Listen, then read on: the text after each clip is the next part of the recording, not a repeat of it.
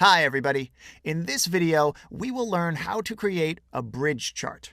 Bridge charts, often called waterfall charts, are very popular graphic tools that are often used in corporate presentations. A bridge normally shows how an initial value is affected by a series of intermediate positive or negative values.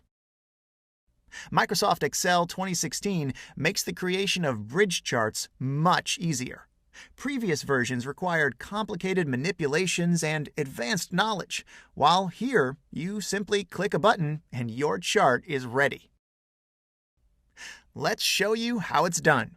We have a firm's revenues and expenses ordered in the following way, as they have to be when creating a bridge chart.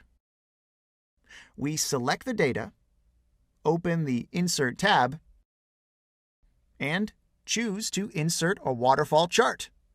Then, once the chart is inserted into the sheet, we have to do the following.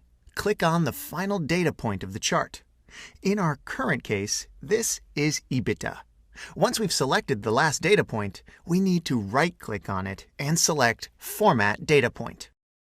The menu, which opens to the right, would allow us to indicate that this point is the total of our chart.